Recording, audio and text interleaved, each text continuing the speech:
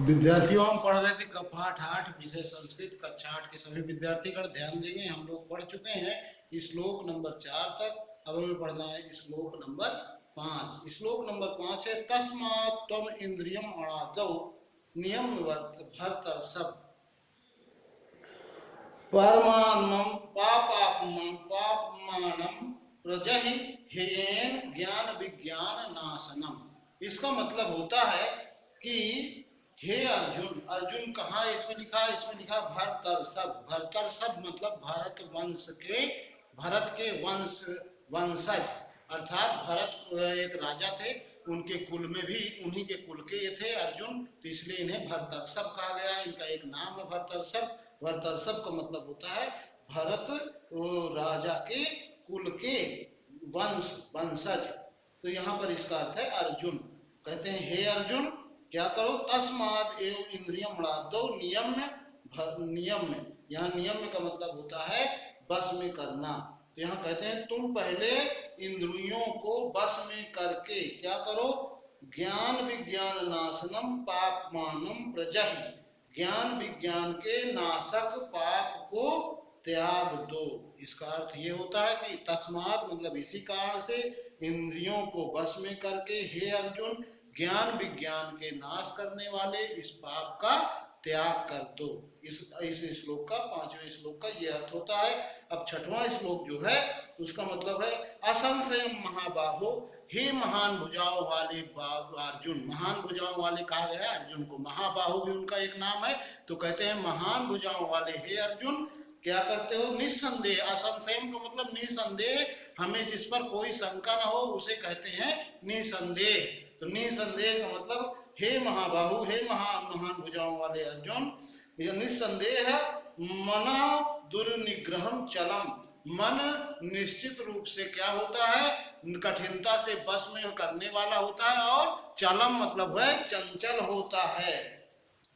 तो मन को इतना साधारण से बस में नहीं किया जा सकता है, ये इसमें कोई शंका नहीं है। वो ये कह रहे हैं कि हे अर्जुन, हे महान भुजाओं वाले अर्जुन, इसमें किसी प्रकार का कोई संदेह नहीं है कि ये मन जो है ये बहुत कठिनता से बस में होने वाला है और ये बड़ा चंचल होता है।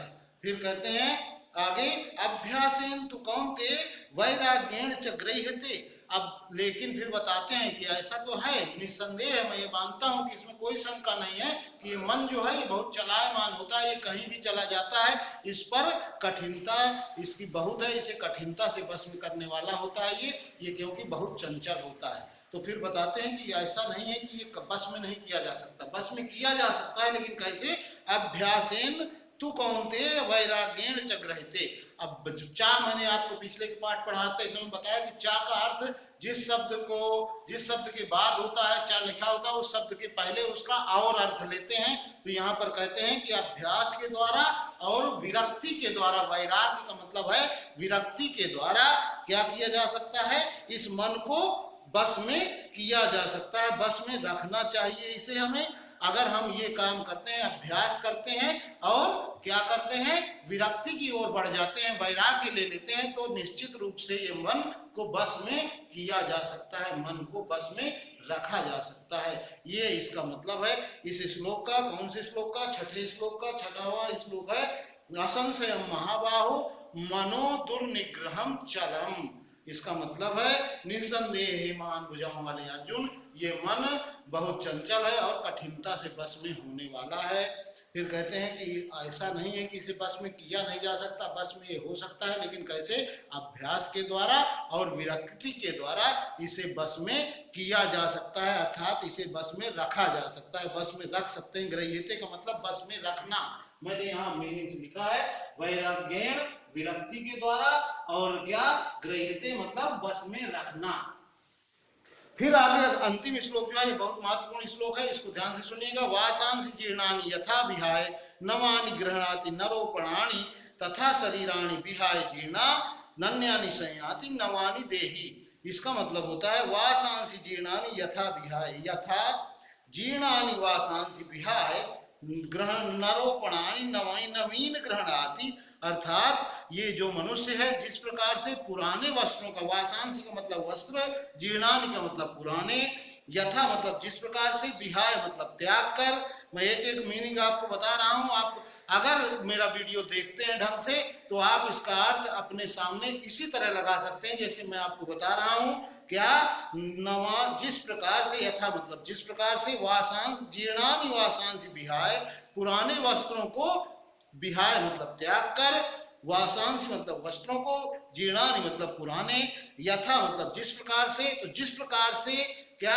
नरोपराणी, अब नर अपने ऊपर के, मतलब जो पहनता है ऐसे वस्त्रों को, नरोपराणी का मतलब नर अपने ऊपर के वस्त्रों को जिस प्रकार से पुराने होने पर क्या करता है?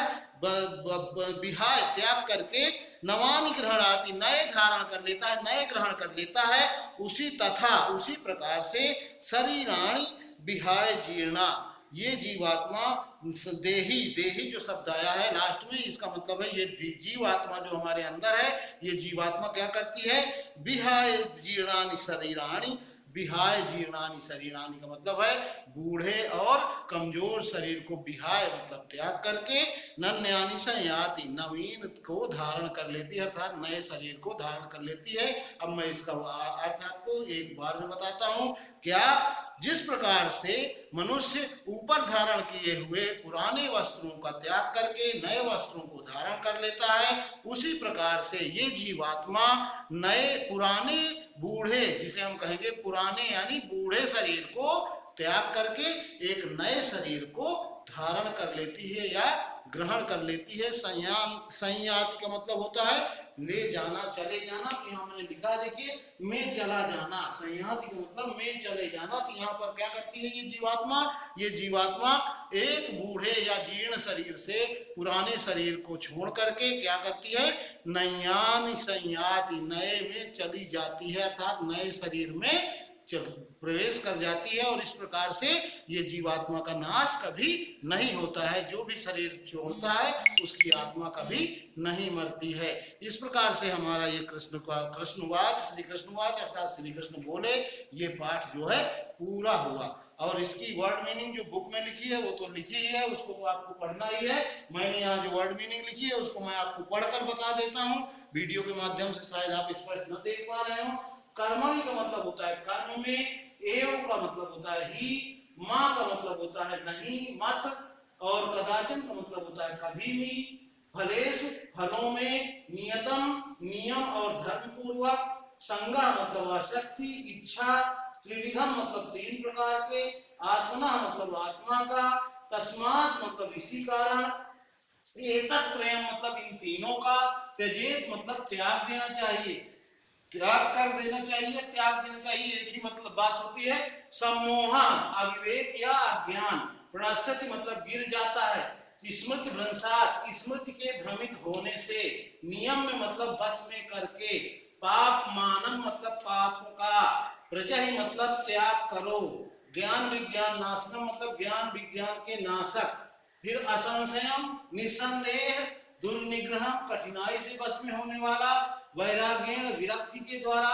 गृह्यते बस में रखना, और यथा जिस प्रकार से, तथा उसी प्रकार से, जीर्णा पुराना, ब्रैकेट में लिखा बूढ़ा, संयाति में चला जाना, धारण करना। मतलब इसका संयाति का मतलब होता है में चला जाना, अर्थात जिस शरीर के लिए कह रहा है नन्यानि संयाति मतलब नए में चला जाना, अर्थात धारण कर लेना, नए शरीर को धारण कर लेना। वासांश का मतलब होता है वस्त्रों को, वासांश का मतलब होता है वस्त्रों को। इस प्रकार से आपका ये 8वां पाठ संस्कृत का पूरा हो चुका है। आप लोग अच्छी प्रकार से संस्कृत का अपना पूरा क्लास वर्क कॉपी में ये वर्ड मीनिंग लिखिए, और जो बुक में भरने वाला है उसका हम PDF आपको भेजते हैं, प्रश्नों के उत्तर भेजते हैं, उनको अच्छी प्रकार से बुक में जो भरने का है वो बुक में भरिए, बाकी क्लास वर्क कॉपी में लिखिए। घर में रहिए, सुरक्षित रहिए। अगले वीडियो में हम अगला लेसन पढ़ेंगे, 9वां लेसन। शायद वो आपको मैं फिर से एक बार बताना चाहूँगा, आपका जो एनुअल सिलेबस है संस्कृत का वो 1 to 10 है, और आपको 1 से 10 पाठ तक संस्कृत पाठ पढ़ाई जाएगी। इस संस्कृत का विषय पढ़ाया जाएगा, और संस्कृत विषय इतना ही आपकी वार्षिक परीक्षा में इतने से ही पेपर में आएगा। इस प्रकार से आपको 10 पाठ तैयार करने हैं इसके, और आप